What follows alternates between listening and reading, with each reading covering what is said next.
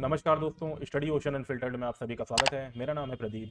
तो अभी जल्दी ही एक बहुत ही इंपॉर्टेंट जियोपॉलिटिकल डेवलपमेंट सामने आई है और इस जियोपॉलिटिकल डेवलपमेंट को समझने के लिए, इस जियोपॉलिटिकल डेवलपमेंट को जानने के लिए हमको इसके थोड़ा बहुत इतिहास जानना पड़ेगा। थोड़ा बहुत इतिहास इस जियोपॉलिटिकल डेवलपमेंट का समझना पड़ेगा, तभी आपको ये मामला थोड़ा बहुत समझ में आएगा। तो यूएसए ने हाल ही में अभी पाकिस्तान को शांत करने के लिए ये कहा है कि हमको विश्वास है कि आपके न्यूक्लियर वेपन, पाकिस्तान के न्यूक्लियर वेपन पूरी तरह से सुरक्षित हैं। तो ये बात क्यों बोली है यूएसए ने कि हमको यकीन है कि पाकिस्तान के न्यूक्लियर वेपन हम पूरी तरह से सुरक्षित हैं। ये बात इसलिए बोलनी पड़ी यूएसए को, यूएसए के सेक्रेटरी ऑफ रिप्रेजेंटेटिव को, क्योंकि अभी जल्दी ही कुछ ही दिनों पहले यूएसए के प्रेसिडेंट जो हैं जो बाइडेन ने ये कहा, एक पब्लिक मीटिंग में ये गए थे और उस दौरान इन्होंने ये कहा कि पाकिस्तान दुनिया के सबसे खतरनाक देशों में से एक है। उसके अलावा इन्होंने वहां पर यह भी कहा कि पाकिस्तान के न्यूक्लियर हथियार सुरक्षित हाथों में नहीं है। Pakistan is the most dangerous country, एक तरीके से उन्होंने ये भी कहा। तो जो बाइडेन की यह कहने के बाद, यह सब घटना घटने के बाद, पाकिस्तान में जो पीएम है, पाकिस्तान के शहबाज शरीफ हो गए, इमरान खान हो गए, इनके आर्मी जनरल जो पाकिस्तान के हैं, जनरल बाजवा, ये सब लोग मिलकर और वेरियस और अदर जो पाकिस्तानी लोग हैं, वो ये सब एक सुर में यह बात बोलने लगे कि यूएसए हमको बदनाम कर रहा है, एक तरीके से यूएसए हमारी छवि खराब कर रहा है, यूएसए को ये नहीं करना चाहिए। तो पाकिस्तान के हिसाब से इनके न्यूक्लियर हथियार जो है वो 100% सुरक्षित हैं। तो एक बात तो आप गौर करिए यहाँ पर कि यूएसए ने जो क्लेरिफिकेशन दी है उसमें आप देखेंगे कि पाकिस्तान ने यह सब पाकिस्तान के जो वेरियस जो मंत्री लोग हैं और सब लोग हैं, इनके क्या कहने के बाद, जब इन्होंने क्लेरिफिकेशन दी यूएसए ने पाकिस्तान के सब कहने के बाद, तो उन्होंने केवल यह बोल दिया कि Pakistan is a safe country, जबकि पहले इन्होंने ये कहा था कि Pakistan is one of the most dangerous nation. तो यह जो शब्दों का खेल है ना, क्या शायद पाकिस्तान में कुछ लोग समझ नहीं पा रहे होंगे, क्योंकि अभी पहले इन्होंने बोला था Pakistan is one of the most dangerous country, और उसके बाद इन्होंने सिंपली इन्होंने यही बोल दिया कि नहीं नहीं, इनके जो न्यूक्लियर वेपन्स हैं ये एकदम ठीक है, एकदम कोई खतरा नहीं है। तो ये सब थोड़ा इनको शायद समझना चाहिए। तो अब आप अगर ये सोच रहे हैं कि यूएसए को ये सब क्यों करना पड़ा, इतना कौन सा दबाव आ गया यूएसए के ऊपर, तो देखो पाकिस्तान का जो न्यूक्लियर हथियार है उसका जो सेफ्टी की जो पूरी फंडिंग है वो यूएसए ही एक तरीके से करता है। पाकिस्तान के न्यूक्लियर हथियार को सुरक्षित रखने के लिए पैसा यूएसए ही देता है एक तरीके से। और ये बात किसी ने ऐसे ही नहीं कह दी, मतलब ऐसे ही नहीं कोई कह रहा है, कहीं पे लिखा था तो बता रहा हूं मैं, ये एक ऑफिशियल तथ्य है, ये एक सच्चाई है। तो देखो, पाकिस्तान ने जब अपना न्यूक्लियर हथियार का टेस्ट किया था ना, कि दुनिया को बताया था कि हम हमारे पास भी न्यूक्लियर वेपन है, हम भी न्यूक्लियर वेपनाइज्ड कंट्री हो गए हैं, तो उसके बाद से तब से यूएसए को एक तरीके से खतरा महसूस होने लगा। तब से ही यूएसए को एक खतरा, चिंता महसूस होने लगा था कि यहाँ पर जो धार्मिक कट्टरपंथी, पाकिस्तान में जो धार्मिक कट्टरपंथी टाइप वाले कुछ लोग हैं ना, अगर हथियार न्यूक्लियर वेपन इनके हाथों में चला गया तो फिर पूरी धरती को एक बहुत ही बड़ा नुकसान हो सकता है, एक बहुत ही बड़ा खतरा हो सकता है, और कभी ना कभी एक बहुत बड़ा जो है नुकसान झेलना पड़ेगा पूरी धरती को। इसीलिए 2005-6 में यूएसए ने एक प्लान बनाना स्टार्ट किया, एंड इस प्लान के अंतर्गत यूएसए पहले तो पैसे देगा पाकिस्तान को, ताकि तो क्या हो सके, न्यूक्लियर हथियार ये जो इन्होंने बनाए हैं इसको ये सेफ रख सकें, इनकी सिक्योरिटी एक तरीके से मजबूत रहे, जो न्यूक्लियर हथियार इन्होंने बनाए उसकी सिक्योरिटी पूरी मजबूत रहे। और फिर उसके बाद पेंटागन ने एक प्लान और बनाया कि अगर मान लो पाकिस्तान एंड अफगानिस्तान के आसपास हालात बहुत ही ज़्यादा खराब हो जाते हैं, जिस तरह से तालिबान ने अफगानिस्तान को एक तरीके से देखा आपने कि कैप्चर कर लिया, कंट्रोल कर लिया, तभी से इसी तरह के पाकिस्तान में अगर इस तरह के हालात पैदा हो गए कि पूरी कंट्रोल नहीं कर पा रही है इनकी गवर्नमेंट, और इनके जो अधिकारी लोग हैं, जो इनके आर्मी के जनरल लोग हैं, इनके हाथ से सारी चीज़ें निकल गई, एक तरीके से तख्ता पलट हो गया, और पाकिस्तान तालिबान भी जो पाकिस्तान में है वो पूरी तरीके से आके इनकी जो पूरी पावर है वो हथियार लेता है, तब ये बहुत ही बड़ा खतरा हो जाएगा पूरी दुनिया के लिए। तो ये सब जो देखते हुए यूएसए ने क्या किया कि इनकी जो सेफ्टी का है वो अपने पास इनको पैसे देने स्टार्ट किए, इनकी सेफ्टी मजबूत न्यूक्लियर वेपन करना स्टार्ट कर दिया।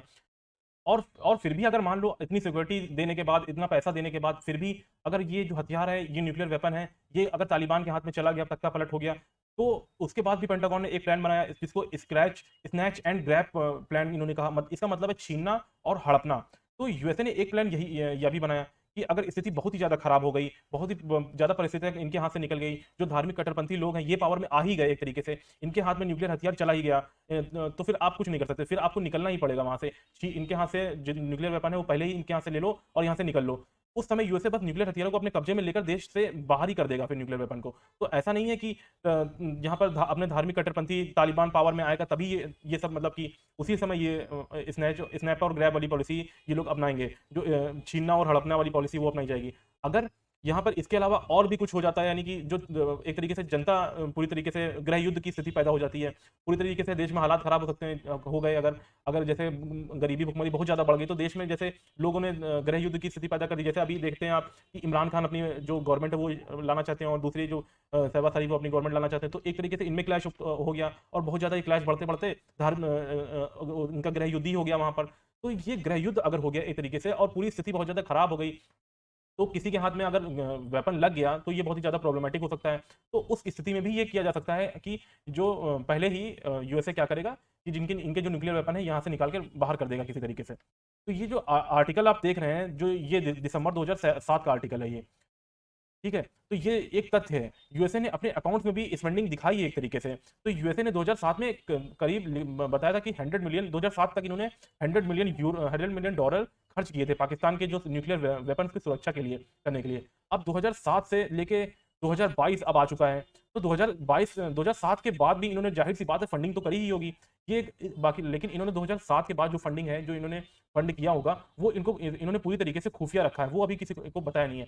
बट जो 2007 तक इन्होंने फंडिंग करी थी, उसके बारे में इन्होंने थोड़ी बहुत जानकारी दी थी पब्लिकली। तो अब बात करते हैं कि पाकिस्तान में न्यूक्लियर जो वेपन है उसको सुरक्षित कैसे रखते हैं ये लोग। तो देखो पाकिस्तान में बहुत सारी, ये पूरे पाकिस्तान में बहुत सारी कई न्यूक्लियर साइट्स बनाई हुई हैं इन्होंने, ठीक। तो इन न्यूक्लियर साइट्स में कई न्यूक्लियर साइट्स में कई जो न्यूक्लियर वेपन होता है वो असली हो गए, कई न्यूक्लियर वेपन्स होते हैं वो नकली होते हैं, ठीक। तो मान लो इन्होंने 100 जो है न्यूक्लियर साइट्स बनाई है, 100 न्यूक्लियर साइट्स बनी है और 100 न्यूक्लियर वेपन है इनके पास। तो ये जगह जगह हर दिन हर टाइम टू टाइम, मतलब कि ये रोटेट होते रहते हैं, एक जगह से दूसरी जगह, एक जगह से दूसरी जगह, सब रोटेट होते रहते हैं। तो इसमें मान लो जैसे 100 है, 100 में से 50-60 हो गए जो असली होंगे, 50-60 उसमें हो सकता है नकली होंगे, हो सकता है क्या होते ही हैं, तो 50-60 नकली होंगे। तो ये जो असली और नकली ये जो दोनों न्यूक्लियर वेपन्स होते हैं, ये जो है अपना रोटेट होते रहते हैं नॉर्मल बेसिस पर टाइम टू टाइम। और ये जो रोटेशन का जो टाइम पीरियड है, जो कैसे रोटेट हो रहे हैं क्या है, वो पूरा जो है डिटेल यहाँ पाकिस्तान के जो आर्मी जनरल है उनके पास भेजी जाती है रेगुलर बेसिस पर, ठीक। तो ये रोटेशन हो रहा है अपना, तो ये एक सेफ रखने का तरीका हो गया। फिर दूसरा तरीका क्या कि जो फिर भी अगर मान लो कि कोई इनके जो इंटरनल जैसे कोई आर्मी जो वहाँ पे है, इनका जो जनरल टाइप का जो ऑफिसर है, वो थोड़ा बहुत भ्रष्टाचार कर देता है इसमें। भ्रष्टाचार मान लो अगर कि जैसे कि वहाँ पर उसको न्यूक्लियर वेपन को इधर से उधर करने के लिए, एक जगह से दूसरी जगह पहुँचाने के लिए उनको बोला गया, तो वो किसी बहुत ज़्यादा धार्मिक कट्टरपंथी के उसमें बात में आ जाते हैं और बहुत ज़्यादा धार्मिक हो जाते हैं और उनसे वो बोलते हैं कि तालिबान बोल देगा कि उनसे कि आप धर्म की लड़ाई लड़नी है, आप एक न्यूक्लियर वेपन धीरे से हमारे पास भेज दो, हमको दे दो धीरे से, कोई नहीं जान पाएगा। तो तो एक तो हो गया कि बहुत सारी साइट्स बनाई जाती हैं, दूसरा हो गया कि उन साइट्स को भी रेगुलर बेसिस पर मूव किया जाता है, मतलब न्यूक्लियर वेपन पे वहाँ पे मूव किया जाता है। तीसरा, उसमें कुछ असली होते हैं, कुछ नकली भी होते हैं। उसके बाद भी अगर कोई असली वाला जैसे न्यूक्लियर वेपन है, कोई ज़्यादा जनरल इनका प्रभावित हो गए धार्मिक कट्टरपंथी के बात में आके अगर भेजना चाहे, तो उसके लिए भी क्या है कि ये क्या करते हैं कि सैटेलाइट से, जैसे है कि ये एक विजुअल विजुअल लिया करते हैं, सैटेलाइट से भी देखा करते हैं, वहाँ से भी मार्क किया करते हैं, देखते रहते हैं कि कहाँ पे क्या है, क्या कौन सा वेपन कहाँ पर है, क्या नहीं है, तो वहाँ से भी देखते रहते हैं। और उसके अलावा अगर बात करें तो जो यूएसए के जो सीआईए के चीफ वगैरह हैं, वो भी पता चला कि रेगुलर बेसिस पे वो भी जाया करते हैं और वो भी जो इनकी साइट्स हैं वो विजिट करते हैं और देखते हैं कि बाकी जो न्यूक्लियर वेपन है वो सही सुरक्षित है कि नहीं है। कि इनके जो एजेंट्स हैं सीआईए के, वो भी जाते हैं, मतलब साथ में, मतलब दौरा वौरा कर देते हैं बीच में, तो वो एकदम से विजिट कर देते हैं। इनके जो आर्मी जनरल है वो भी देखते रहते हैं। तो ये पूरा सिस्टम इन्होंने बना रखा है ताकि कोई न्यूक्लियर वेपन किसी तालिबान के हाथ में या किसी ऐसे व्यक्ति के हाथ में ना चला जाए जिससे काफ़ी नुकसान हो जाए, ठीक। हालाँकि क्या पाकिस्तान में ये सब करने के बाद भी तो आप न्यूक्लियर हथियार 100% सेफ है, इसकी भी कोई गारंटी नहीं है। क्योंकि देखो ये पाकिस्तान है, यहाँ पे किसी चीज़ की कोई गारंटी नहीं है। तो यही तो दिक्कत है मेन, कि कोई गारंटी नहीं है 100%। तो ये शेयर आप नहीं कर सकते कि को सब सब कुछ एकदम 100% अभी सेफ है, अभी 100% सेफ है। तो कभी-कभी कहीं पर भी ये एक कोई छोटा-सा भी अगर लूप होल हो गया ना, कोई भी छोटा लूप होल हो गया, तो वहाँ उसकी उस लूप होल की जगह क्या पूरे तबाही एक तरीके से हो सकती है, अगर एक न्यूक्लियर वेपन धीरे से भी कहीं से भी किसी भी लूप होल से किसी तालिबान के हाथ में चला गया। तो जब 2007 में ये खबर आई कि पाकिस्तान ने न्यूक्लियर हथियार एक तरीके से डेवलप कर लिया है हथियार, तो यूएसए खुद इस बात को ध्यान रख रहा था और अपनी नज़र रख रहा था एक तरीके। तो उस समय, उस वक्त 2007 में जो इंडिया के नेशनल सिक्योरिटी एडवाइजर है ना, उस सिक्योरिटी एडवाइजर थे एम नारायण, उस समय जो इंडिया के सिक्योरिटी एडवाइजर थे, जो अभी जो है अजीत डोभाल जी हैं हमारे, उस समय एम के नारायण जी थे। तो उस समय जो सिक्योरिटी एडवाइजर थे एम के नारायण जी, उनको जो है यूएसए ने कुछ एविडेंसेस दिखाए थे कि देखो ये पाकिस्तान का न्यूक्लियर हथियार है और हम इसको इन्वेस्ट कर रहे हैं, हम पैसा दे रहे हैं और हम थोड़ा बहुत सिक्योरिटी की इसको ध्यान में रखे हुए हैं। तो ये सब बात इन्होंने इंश्योर की थी इंडिया को। तो उसके बाद ही इंडिया ने कहा था कि हाँ, पाकिस्तान के न्यूक्लियर वेपन थोड़ा बहुत सेफ हैं। ठीक। लेकिन जो बाइडेन, यूएसए और पेंटागन ये सब ठीक से जानते हैं, इनको इस बात का अभी भी डर है कि जो 100% पाकिस्तान के न्यूक्लियर वेपन अभी भी सेफ नहीं है, क्योंकि ये लोग पाकिस्तान के स्ट्रक्चर को, पाकिस्तान के रवैये को बहुत ही बखूबी समझते हैं।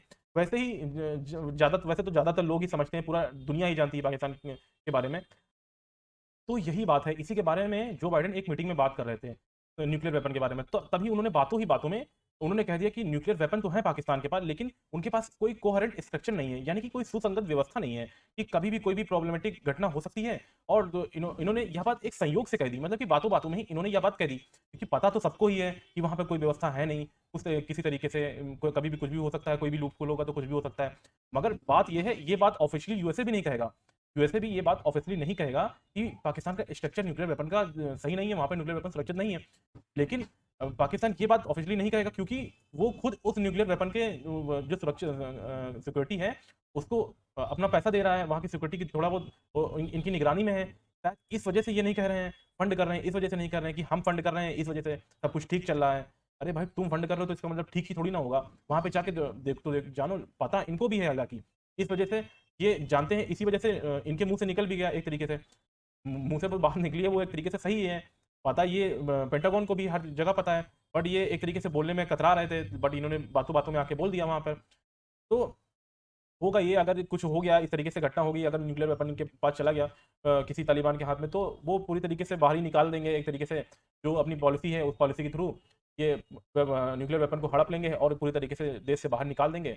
और पाकिस्तान के जो यूरेनियम के जो कुछ जगह होगी जहाँ पर ये रखते होंगे सब सामान वामान, वहाँ पर पूरा डिस्ट्रॉय कर दिया जाएगा उसको, और कोशिश करेंगे कि सब कंट्रोल करने की, कि सब कुछ सही रहे। तो अब मगर बात यहाँ पे ये आती है कि इंडिया का, तो इंडिया को यहाँ पर ये बात यूएन में और वेरियस अदर जगह पे उठानी चाहिए कि पूछना चाहिए पाकिस्तान से, ऑफिशियली ये बात पूछनी चाहिए कि क्या यूएसए जो बोल रहा है कि पाकिस्तान में न्यूक्लियर वेपन सुरक्षित हैं, तो क्या ये सही में सुरक्षित है। इंडिया को ये बात रेस करनी चाहिए, पाकिस्तान से ऑफिशियली यूएसए से ऑफिशियली ये बात पूछनी चाहिए कि वहाँ पर पाकिस्तान पर क्या न्यूक्लियर वेपन सेफ है वहाँ के। और इंडिया को ये बात ऑफिशियली यूएन में भी उठानी चाहिए, वेरियस अदर जगह भी उठानी चाहिए, अदर जगहों पर भी उठानी चाहिए कि पाकिस्तान में न्यूक्लियर वेपन सेफ है या नहीं है, इस बात को लेकर उठानी चाहिए।